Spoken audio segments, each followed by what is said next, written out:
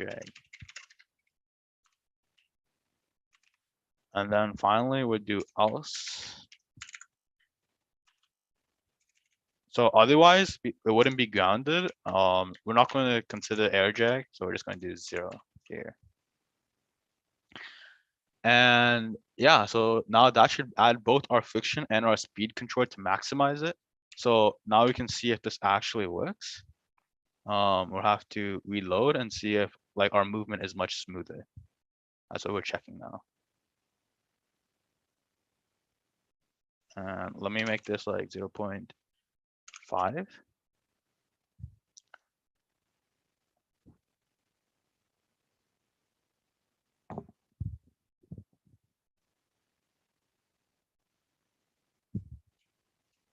So now you see that like I'm actually not sliding.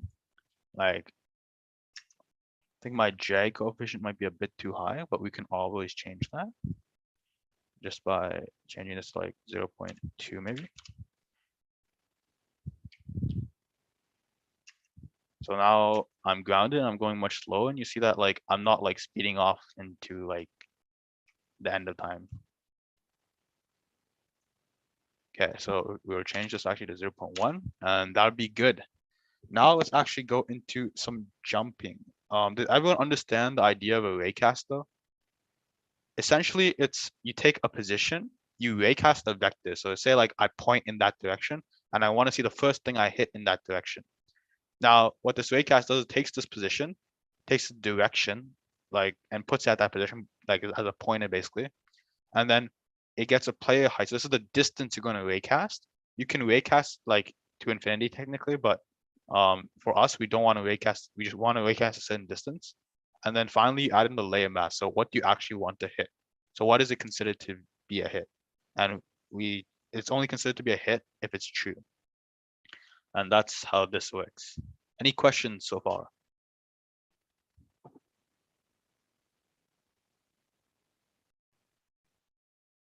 Nope. Okay. Another one in the bag. So now we have to do the jumping, right? I guess this is probably the most exciting part, the coolest part, I'd say. So we're going to add to our movement. We need to add some objects for jumping. So our first thing would be a public float. This would be the jump force. And we also want to jump cooldown. And we want the public float. This is going to be the air multiplier, which we'll use for if you're in the air, you should be going faster than if you were not. So basically, this will multiply your speed in the air. And finally, we'll have a brewer for ready to jump. And this will be true at the very beginning. And finally, we should have a header. And we call this keybinds. And what we'll do here is we have a public key code. So now we'll actually start using like key codes for jumping. And that's because I don't know exactly what controls there should be for a remote as well. So here we use a specific key code. I'll do key code dot space. That means if they click space, we want to jump. Now all of that is all right. So now we can actually start using this to create our jump script. Now we have to first edit our input, right? Because now we need to get the input for a jump. So what we do is if input dot get key. So if the key was clicked and it was the jump key, then what we want to do is we want to check if the jump is ready to jump. So if we're ready to jump and we are grounded. So we see that now since we are grounded and we're ready to jump, we can actually perform a jump. So what we do is we do ready to jump. We make that false now because we're jumping. So we don't want to do like any weird double jumps or stuff. And then we're going to call a new function called jump. And then we're going to invoke a new function called name reset jump. So this reset jump will actually like reset our jump, just change jump to ready to jump to true after a certain cooldown. So that'd be our jump cooldown. So now we can actually use our cooldown here. So what that'll do is it'll only invoke this function after this time. And that's a cool way of using invoke right there. And then what we can do is we can now do a void jump. And here what we do is in our jump script, all we want to do is we want to change our velocity to be a new vector 3 of the velocity of rb.velocity.x. We want to make sure that when you start jumping, you don't have any y velocity. So that's why we just make this the case. Because if you have already y velocity, then your jump will like start duplicating like exponentially. Because we're going to add a force to something that already has a velocity. So then instead, what we're going to do is we set it to 0 again, and we add a force. Again, exactly how we did before, we're going to do transform.up. So this gets the upward direction of the transform. We multiply this by the jump force again, and we call this a force mode.impulse. Because we only want it to happen once. We don't want it to be like force mode.force where it continuously adds the force. We want it to only like be a jump, so it's an impulse, right? And finally, all we have to do is void reset jump, and we do just ready to jump equals true. And now from this, we see that, let's see if we first have any compiler errors. If not, we can try clicking play, and then we can see if our jump works.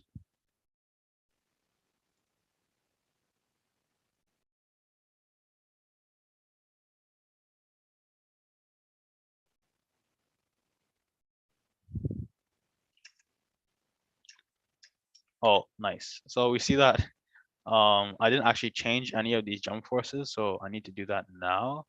Let's make this like 0.5 maybe. Let's make it like a 2-second jump cooldown, and a jump force would be, let's say, like 7.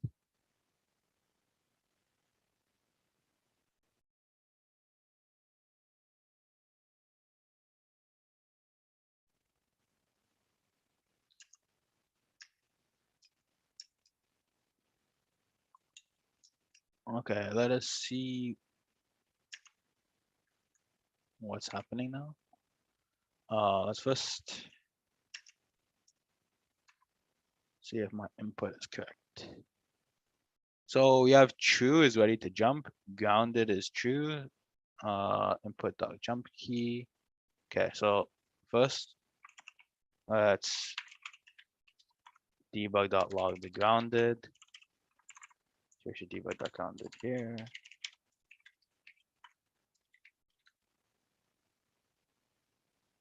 Oh, yeah, okay, yeah, that's it.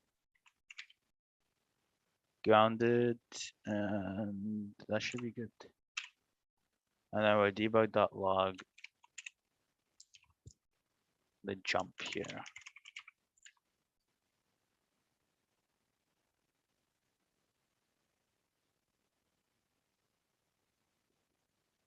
Because my multipliers are too big.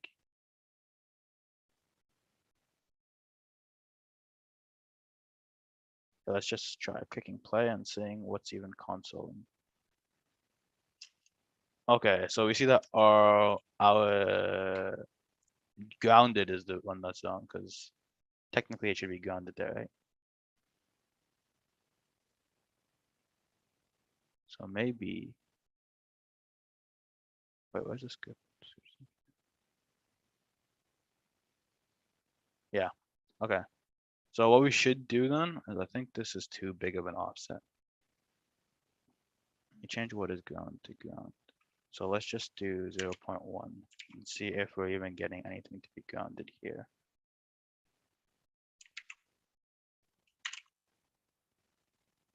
Okay. So let's see if this works.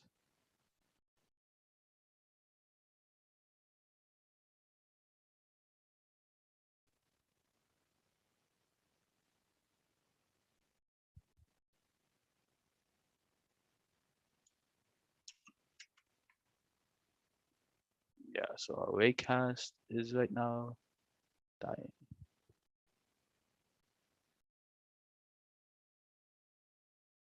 Okay, so what we're going to do for now is just going to set grounded to true. And I'll try to fix that in the next bake, but for now, let's see if our jump mechanic is even working.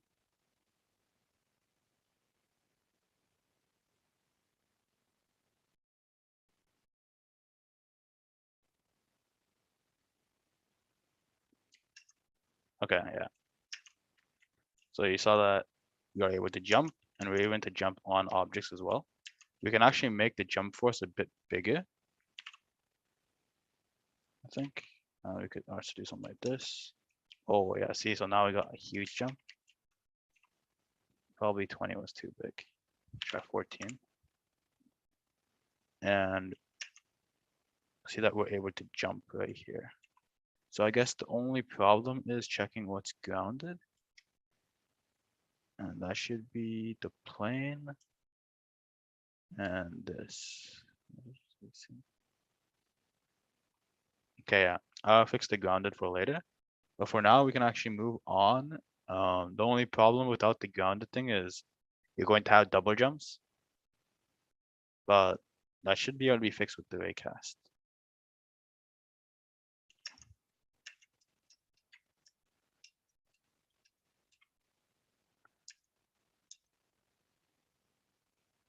Okay. So now let's get on to our actual gun script. So first of all, does anyone have any questions so far with how we got the jumping to work?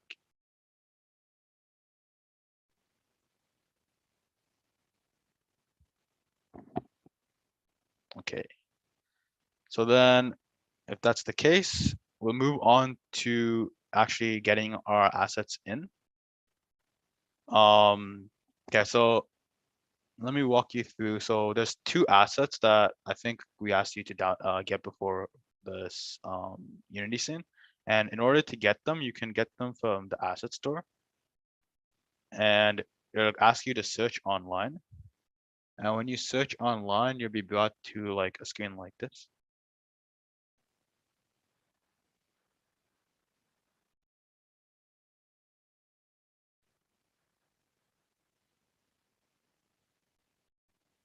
Okay.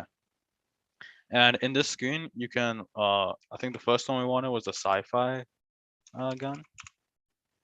And it should obviously be free. Yeah, so this is the gun you could take and you can click open in Unity. And then you click open in Unity. And what happens is it'll bring you to this screen. You will click download. I've already downloaded it. And you can click import. And then when you do import, you don't need the demo. All you need is the actual gun. And when you click import, it'll import it in to the project. Now, if I go to project, you see that in our assets, we have this new Mash Retro, which is a sci-fi gun. And if we go into the prefab, this is the actual prefab of the gun. And what we can do now is we can add this object to our scene. And we put it in the orientation. And now if I go back to the scene, we see that we have a gun that's in the object in our character, but obviously that's not great. So what we want to do is first of all, we'll move this a bit out of our character. So first, let's look at where the camera's facing. The camera's facing the wall. So what we want to do then is we want to do a 90 rotation, negative 90-degree rotation for the gun. So now you see the gun's like literally going out. And now we can take it outside. Oh, I'm scaling it. Now we can take it outside, probably scale it down because the gun's kind of big. And now we can continue taking it outside and moving it like this. So now we can have like, we're gonna also add some like X rotation.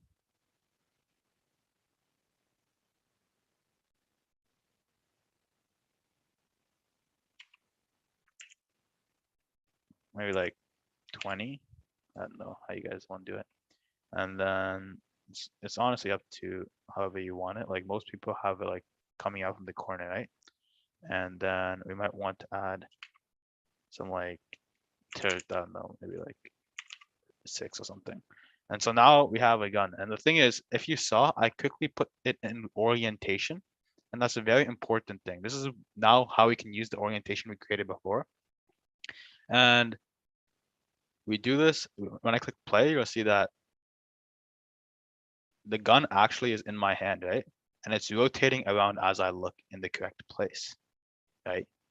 And now if I move, the gun actually moves with me because it's also a child. And that's how we quickly got a gun into our character's hand, right? I mean, you could add a hand character, but this is what we have right now, right? And I should zoom out of the scene so you can see that. And now, we'll also add a firing UI stuff. But for now, what I do is let's add a quick UI onto the player as well. So we'll create a canvas. So the canvas is the main UI system in Unity. And how it works is right now, this is a screen space overlay. So what we can do is we can add an image to our canvas. So oops. We add an image to our canvas. And you see that it's straight up in the center, right? Exactly where we want it. And what we can do is we can actually make it into a circle. And we can make this like 10, 10. Maybe you guys want 20, 20. And then what we do is we change it to a red color, maybe like this color or something. And then we can also make it a bit transparent. Or make it black just to make it easier to see. And now because the canvas also like, because of the screen space overlay, you see that the crosshair will follow you, right? So it'll follow where you go, right? And the thing is, the reason we put it in orientations, we don't want the gun to like change X and Y rotations. So now we have like something like this, right?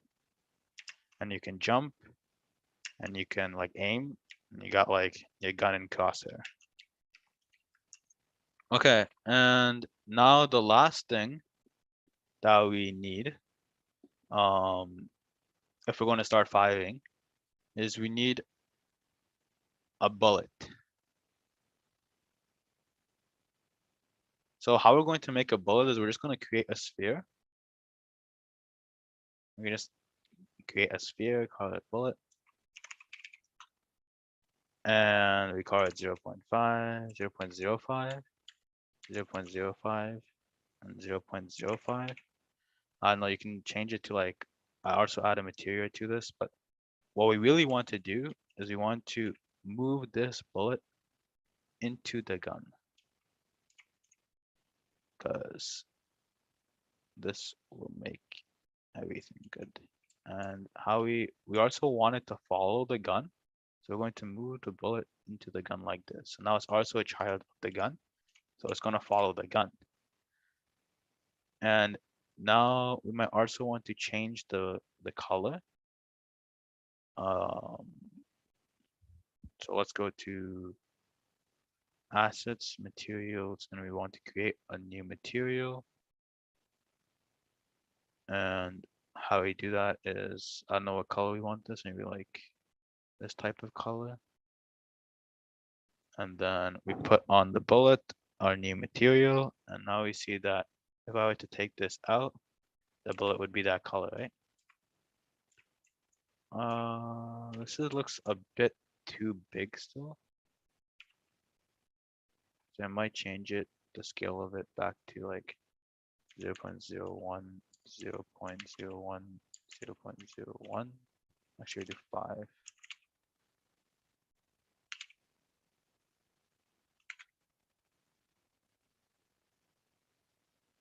Yeah, that looks a bit better. Okay, so now we got that, right? And now we can actually start our shooting mechanic using this crosshair.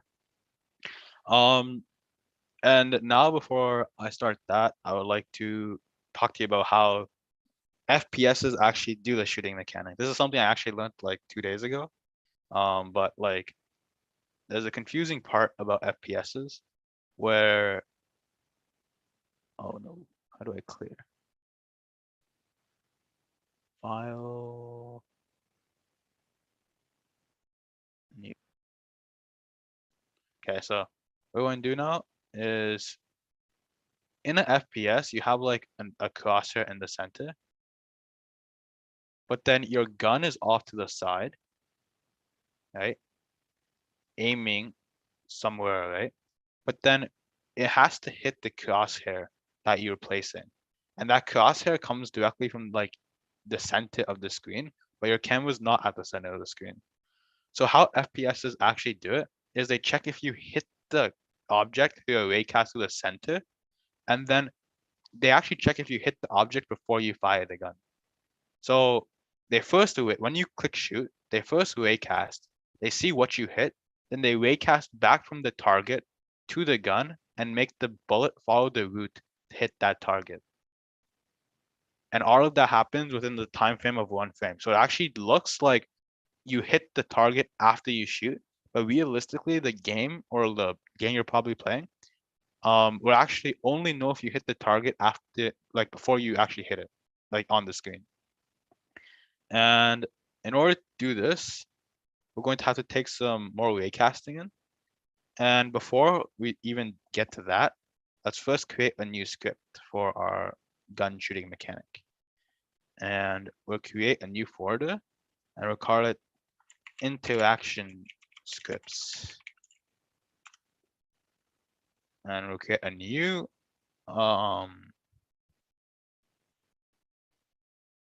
C# script and we'll call it shooting interactions. We'll open this. We have the same starting screen as most as we've seen before. And yeah, we can start here. Then we'll just take all that out. Okay, so we'll also make a new header. So this is like the gun settings, I guess you could say. And then what we have is we have a float for the max bullet speed. We can just call it bullet speed actually. And we'll have a cooldown for how often you can shoot. Then we'll have a public game object. So this is the actual bullet. This is a reference to the bullet we'll get. And then we'll have a private bool, which is again, just like ready to jump, we need a ready to shoot. Check if we're ready to actually shoot.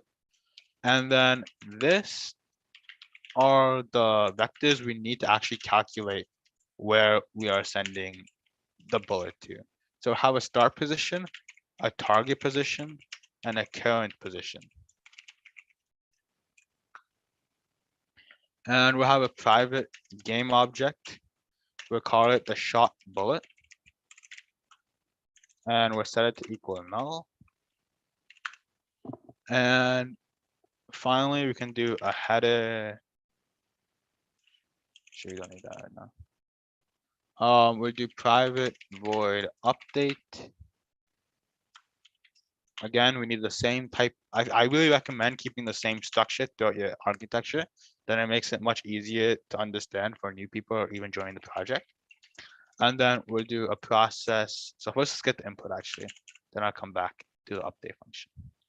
So we have a private void my input. And what we do here is we check if the input.get mouse button down. So this checks if you did a left click. So if your primary mouse button is down and it's ready to shoot, again, similar to what we did for the jump mechanic, we want to make ready to shoot equal to false. And we'll do a shoot and we'll invoke name of reset shot. And we'll do shooting cooldown.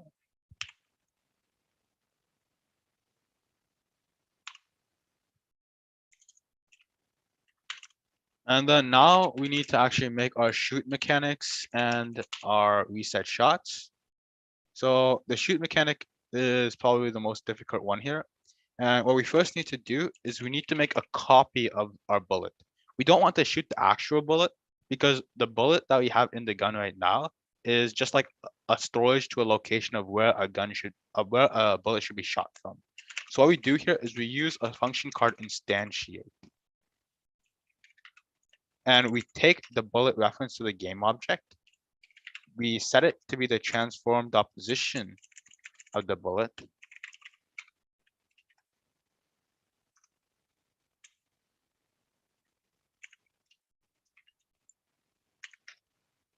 And we also get the transformed rotation.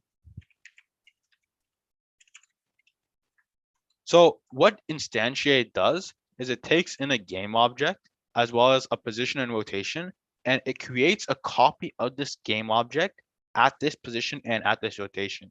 So essentially we're creating a copy of the bullet at the same position and the same location, and then we'll move that like copy of the bullet instead of moving the actual bullet. And now we'll do another raycast hit for whether it was hit, and we do an int layer mask.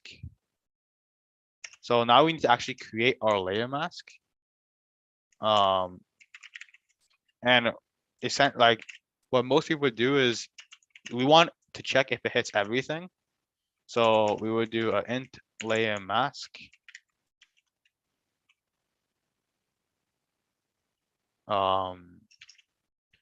Equals, actually that's probably better. Okay, anyways, we'll do like this one now, but I'll show you another way we could have done this.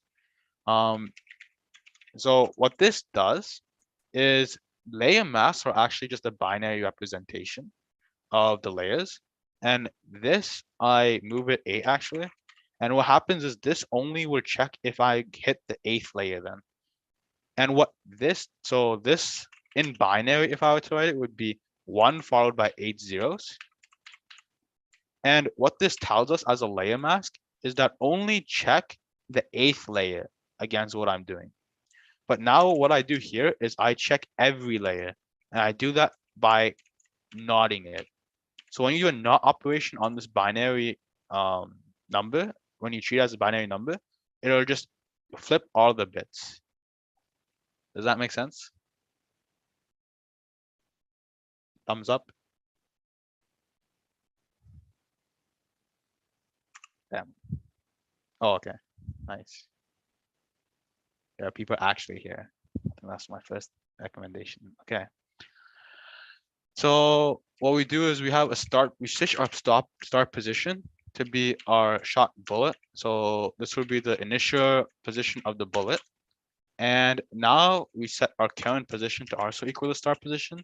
And now we need to figure out what our target position is going to be. So our target position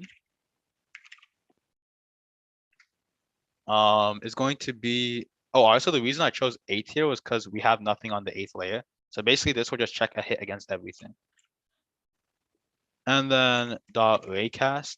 So if we do a raycast using the transform dot position to the transform dot forward. So we'll be doing this raycast from the camera itself. And this time we're out the hit. So we want to actually get the data from the hit. We'll do 100 F. So just continuing, like this is the max distance again. 100 is a pretty big max distance. So we should be able to hit everything we want to. And here we can do, for now, I would also debug.log the hit.transform so we can see what we're actually hitting. And our target position should equal the hit point. So wherever we hit, that's what we want to actually make the bullet go to. And essentially now what we're doing, if I go back to this diagram, is we're making a triangle. So this was our crosshair. Can I do create new? Oh no. File new? No. Okay. So we had a crosshair we are shooting a ray through this crosshair directly from the center of the camera, and we see the first thing that we hit. Say we hit here, like at this X. Then what happens is we take this and the start of where our position bullet is, and we send the bullet along a line that goes across this line. And because we know this position, we know this position, we can just follow the bullet along the straight line. That's what we're going to do here. I'm also going to do if hit dot transform dot tag. So this is, I'm going to introduce tags to you now, and you can actually add tags to objects, and then using these tags you can differentiate these objects as well. And we'll just do target interactions. We'll just do debug. Actually, I didn't even add a target yet, so for now we'll just remove this, and we'll do that when we get back there. But we'll just have a hit point, and otherwise, if it was not a hit, we set the target position to be equal to the so just the end of our transform.forward. And since there wasn't a hit, that means we just went 100F. So we'll just set it to be the transform.position forward times 100F plus the start position. So we have something like this now. And finally, we want to actually be able to actually, like, this only gets called once when we click the button, but as the updates after that, we want to actually process and like move the bullet. We don't want it to just like teleport the bullet. We want to, like, like in gun games, so like actually you can see the bullet moving like a little bit. So we're going to do a process the bullet position. And if the target position, so this is going to be a bit more vector algebra. So I take the target position minus the start position. What this does is it gets me a vector from the start position to the target position. So like if you have the position of A and you have the position of B as 3D coordinates, you subtract A from B, that gets you a position vector going from B to A.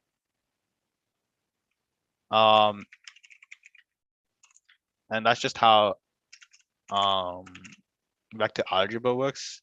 I can just write down a bit more thoroughly. So like if I had 2 points A and B in 3D space, subtracting A minus B as a vector gets me the vector going from B to A. Like this vector here. And we call that vector BA.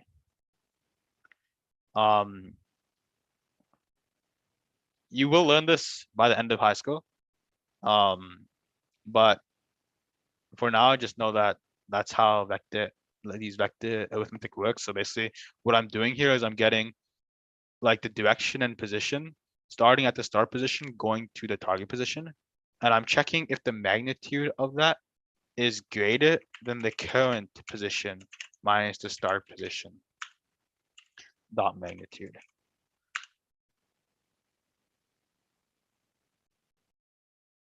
So what this actually does now is it checks if the bullet can actually move and should be moving.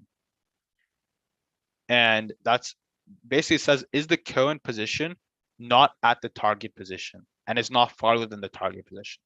That means it should be somewhere along the path. So basically we got a current position is going to be somewhere along this line, and we get a current position here, and we check if the magnitude for the same vector, if this distance is less than this distance, we need to process it. And that's exactly what this line does here. And then we do current position plus equal the target position minus the start position dot normalize. Remember, we need to normalize it again. And then we multiply it by the bullet speed. And then finally, what we do is we do shot bullet dot transform dot position. I want to add equals the current position. So we update the position of the bullet. And hopefully this should work. Let us take a look right now.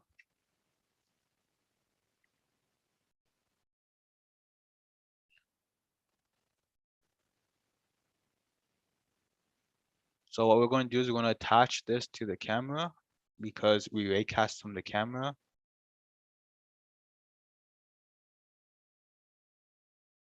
Oh, compiler errors. Let us see. What's the compiler error? Method must have a return type. Oh, sorry, I missed the void.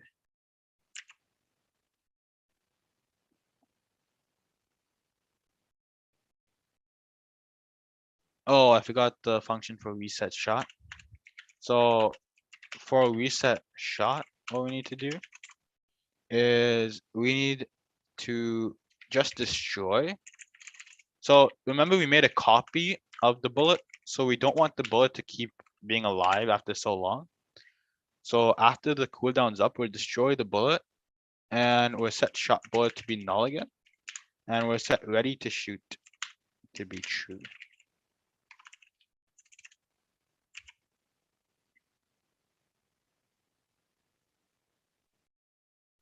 Layer mask is already defined in the scope.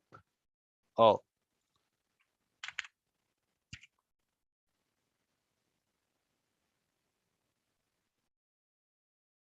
that should probably be it, I'm guessing. Okay, yeah. Those are all the errors, and now we can actually attach the script with no compiler errors to the camera. So we add this. What?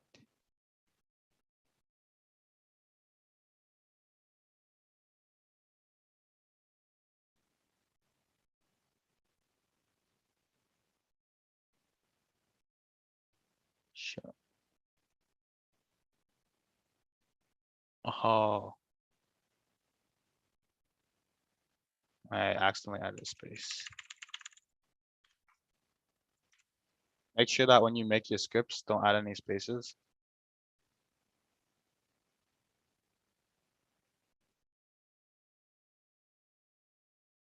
Because then the name will not be correct.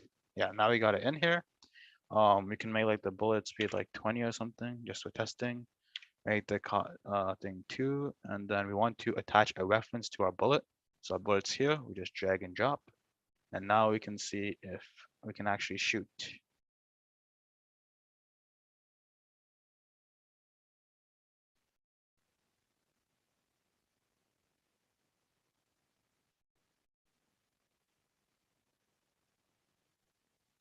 Okay, so the first thing we should do is we should even check. Oh yeah, that's another thing. We need to actually process the bullet position. We got to call this function. And we should also check if we actually shot. So we're going to debug.log here, bullet shot. And then now we can go back, click play again and see.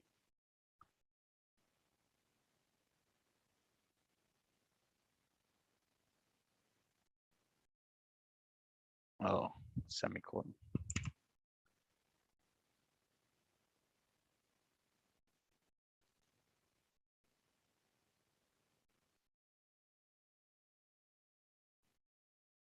Oh, shoot, I see it.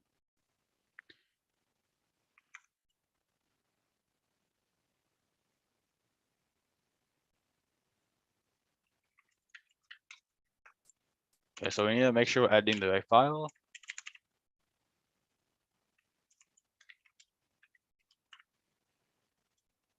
Bullet shot.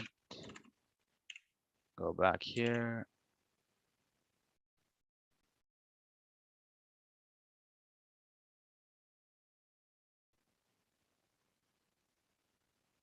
We need to delete this scene, delete this script.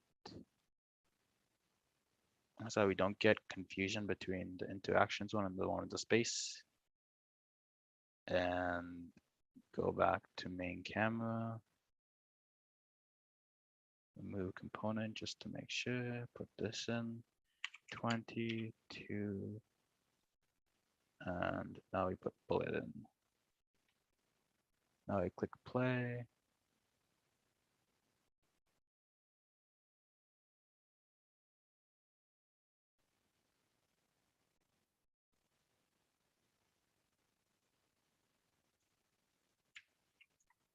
Okay.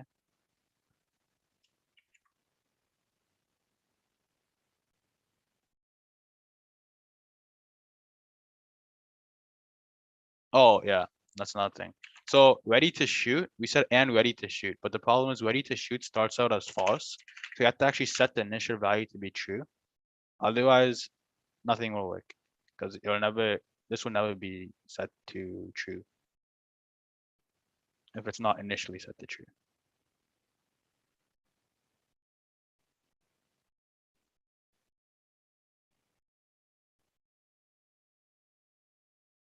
Okay, so now if we click play, let me click on here. So we see we had bullet shot. So we're actually hitting the ground, and you see that that's exactly what we're hitting. The only thing is, I think our bullet speed might be too fast. So let's change our bullet speed to a much smaller value, like maybe 1.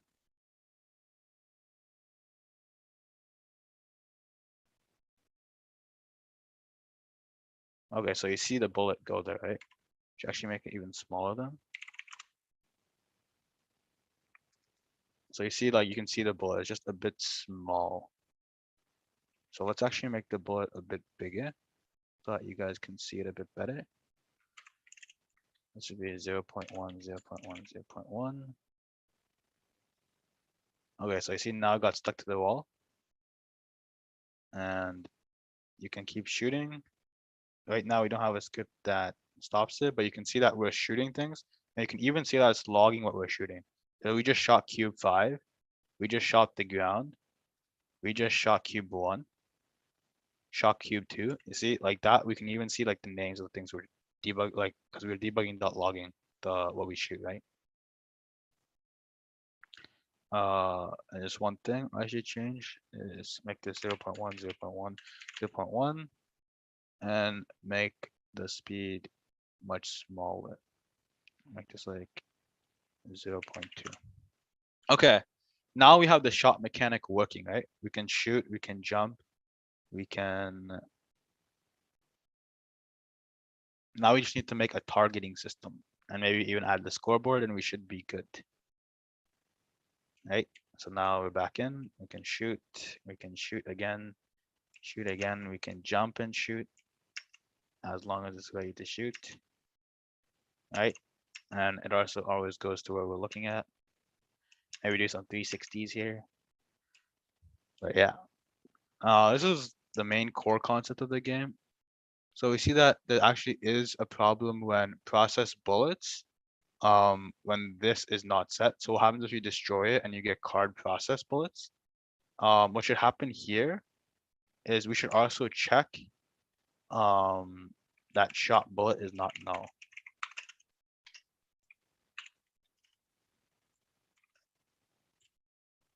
And that will get rid of the instance error, I believe. That's happening in process bullet position.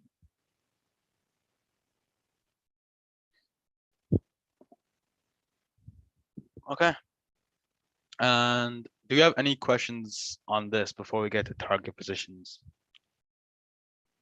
Before we get to like targets?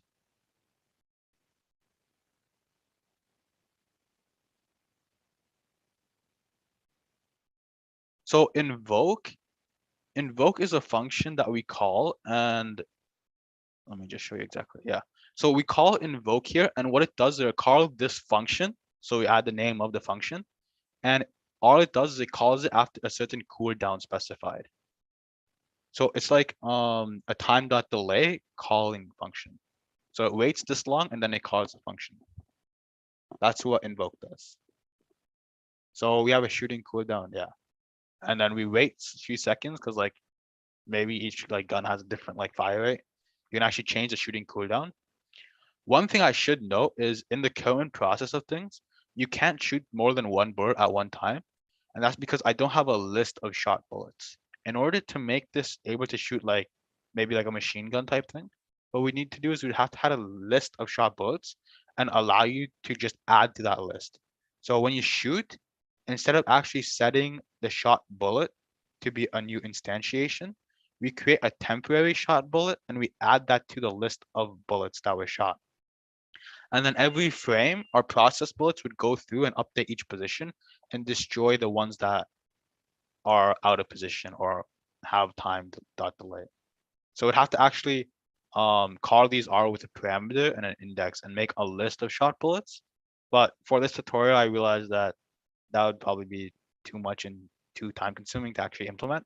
So we went for a one bullet shot at a time type thing, like a pistol type thing. That makes any sense?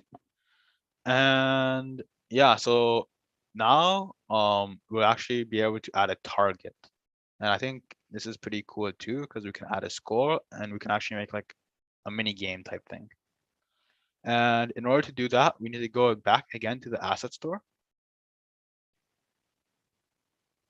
So we go to the asset store, search online, and we are back here again. And we're looking for the target dummy right here. I actually searched it up. This is the one we're looking for. The thing that's cool about this is I can actually introduce you some animations because we see that here, there's an animation of when it gets knocked over, right? And we can actually use that. So when it hits it, we want to trigger this animation and actually have like a target dummy go down type thing. So how we do this is, again, we just open in Unity. Again, it's a free asset, so should be good. We can import it. We're going to import the entire thing because it's an animated, and you don't need the scene actually, but everything else like the prefab, the texture, the mesh, the material, that's all needed. So we click import, and then we go back to Unity and go to project and assets, and we see we have this chaining dummy. And it should be in prefab, yeah. So this is the chaining dummy prefab that we're going to use. So we'll go back into the scene, and we'll make this currently, we add this to the scene, like maybe right here, right? And now we have a chaining dummy in our scene.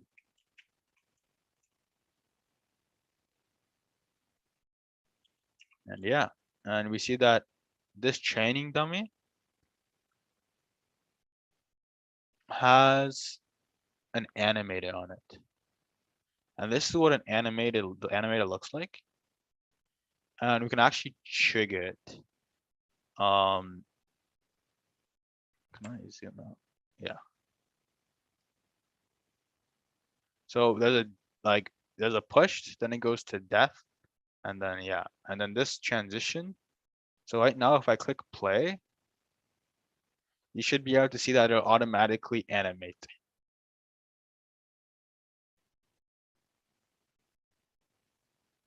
Yeah. So you see that it just fell down, but just stays there. For us, what we want to do is we want it to go down and then go back up, and then go down, then go back up. And then we'll try like some positioning things for the game. But you see that we can see that the dummy animation actually works. Okay, so the first things first, let's actually get this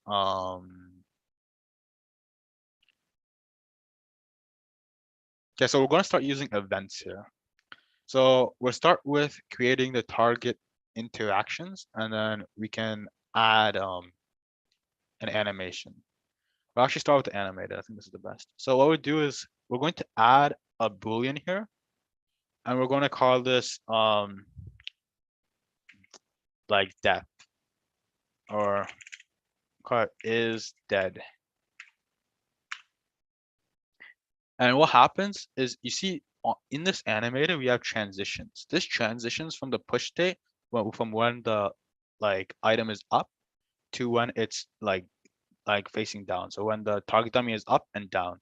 And we want to only transition to when it's down when our is dead state is true. And similarly, we want to make a transition to the push function. And we want to look at this transition and see that we only transition back up when is dead is false. And now what we can actually see is I'll move this animator here. And now if I click play,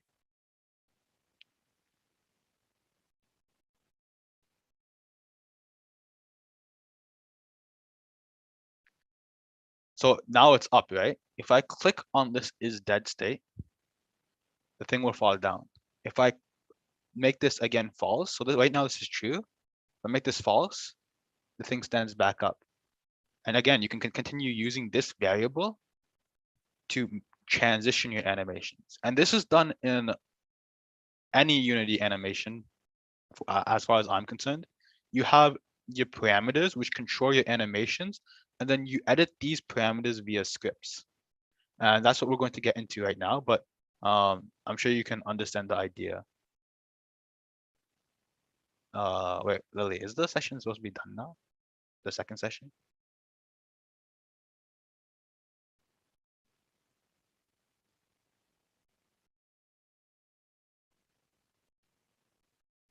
Hello?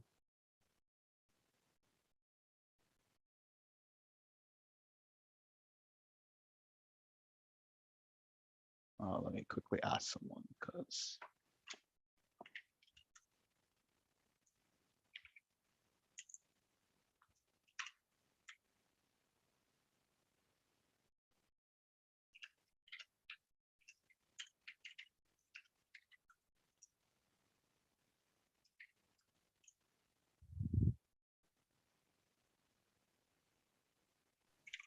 Okay, yeah. So I think you guys are gonna start a Kahoot actually and try seeing like basically what I've talked about Unity and everything.